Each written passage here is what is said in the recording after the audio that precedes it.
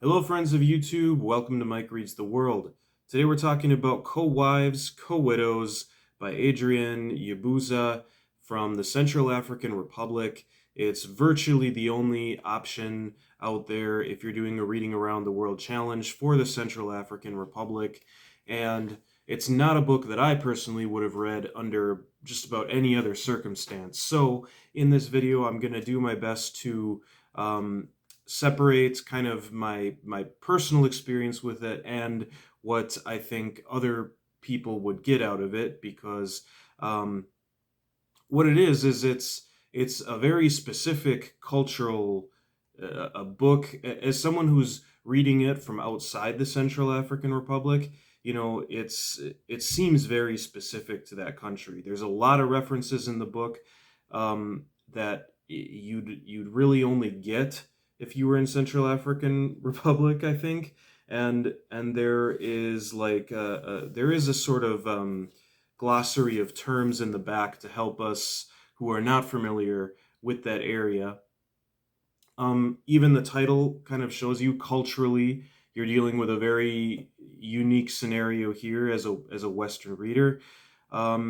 It's a book about polygamy and the aftermath of polygamy. Dongo Pasi and Grekpobu are two widows of Lidu. Lidu actually starts the book out as sort of the main character. Like you see things from mostly his perspective, which was a strange, unexpected choice, I guess, because it's like you start the book from the perspective of a character you know is going to die because the back of the book tells you. And he is basically trying to overcome his erectile dysfunction with his wives, and while he's doing this, he ends up dying, potentially due to some of the medication he took. You're thinking, or maybe there's some behind the scenes, treachery going on, because he has an ambitious brother, and the ambitious brother tries to blame it on his two widows. So yeah, you get this whole kind of family conflict in the wake of the death of Lidu. And Lidu, I apologize if I'm pronouncing all these names wrong, but he is a pretty well off. He's a wealthy man, business owner, and so it's kind of a fight over the inheritance going on after his death, and control of the estate and all this, and obviously it portrays a society where women don't have the same protection and rights as in like the United States, or Europe, but or other countries. Those just for example. So yeah, my experience reading the book, it was hard for me to get through. I guess too, it was a strange combination, to be reading this while working my way through The Magic Mountain by Thomas Mann, and it's probably not, that book is just, I'm just so, right now, I am just so like in that book, but I also want to keep moving with the countries. So I'm reading some of these like shorter works from other countries, and it's probably not fair to compare other authors to Thomas Mann's Magic Mountain, which I'm really loving. So I won't. That's where I'm separating. Like, yeah, Co-Wives and Co-Widows is like a cultural study. It's a good and especially being a man myself, and this book being mostly about women's perspective and women's issues as it goes on. I'm sure there's a lot of subtleties that I'm missing, not only because I'm not culturally in the mindset or familiar with the idea of polygamy as just a cultural norm, but also just being a man myself. I'm sure I have major blind spots while reading this that I'm not picking out a lot of the subtleties that a female reader might get out of this book. It's just what I'm thinking. So, um, you know, for me, it was just a challenge because it's a very base level story, which is strange. I I had a hard time seeing it as more than just sort of this two-dimensional sort of base level event A happens, event B. There were a few flashes. There were a few flashes of like really deep thoughts about like mortality and things like that that did strike me. Um, there was one in particular, kind of towards the end, that I think if I read it, it's not going to be like a major spoiler. But the problem is, I don't think. Oh, here it is.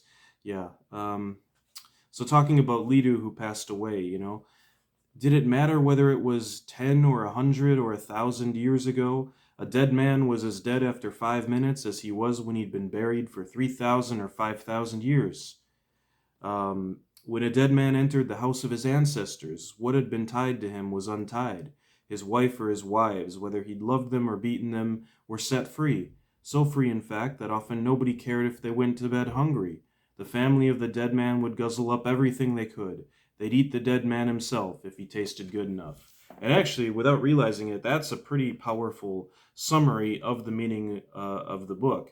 And in fact, I'm not going to write this off as one that I wouldn't try to read again, because one thing definitely going for it is that it is a perspective that I'm almost certain I'm not going to get from any other book in this project, which is the perspective of widows left kind of in the uncertainty after the passing of their spouse in a polygamous marriage. I'm not even sure if I have specifically books or a novel about widows. I'm certain that I won't have one that is about widows in a polygamous marriage in Africa. So this is a really unique perspective and book, even if the writing isn't, going, it's not going to make you go, wow, this is like, top level writing in literature. And it is a translation. But even so, I feel that it kind of reads to me as like a young adult novel, or with some mature themes, of course. But like I said, there are moments of like that hit you with with a bit of a real philosophy, like just real life, down to earth philosophy, and you do get some cultural exploration of the country without much explanation. So it is a book that, if you're, I think, going to understand and dive into it a little bit, you're probably going to have to run some Google searches on what's what and some of the history and anthropology of the country. So yeah, the basic, that's all I'll say for now. So I think that should be enough to let you know if it's something you're interested in reading or not.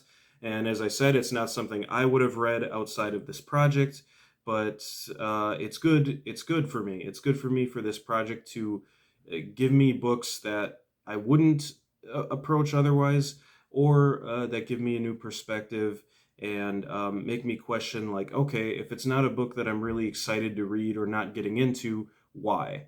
It's probably due to a level of understanding or not understanding the subtleties of certain things.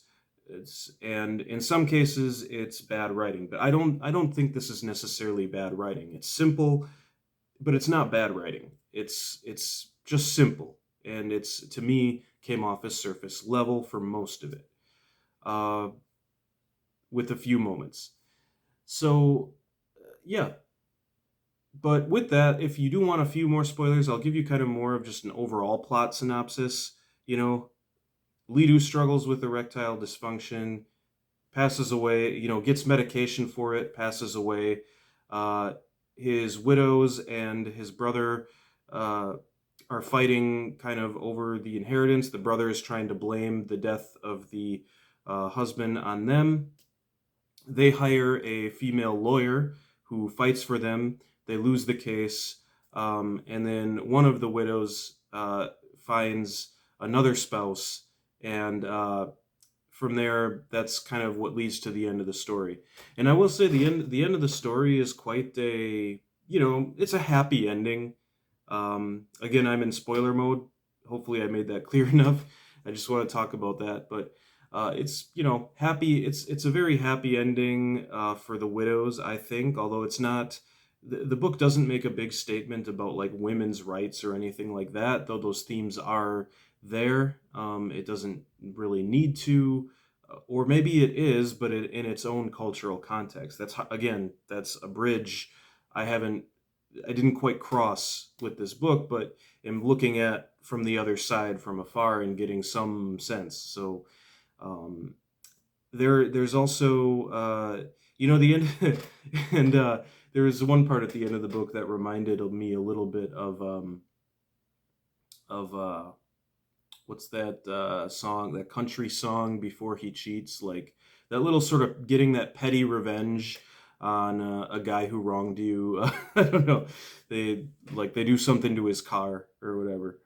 Anyway, that was just a random stupid thought. So yeah, this is Co-Wives, Co-Widows from Adrienne Yabouza. I'll stop the video here because there's just really not much else for me to say about it without making more stupid comments like that one. So thank you for watching, and we'll move on to the next book, which I'm not sure who it'll be next. So thanks for watching and tuning in. Take care.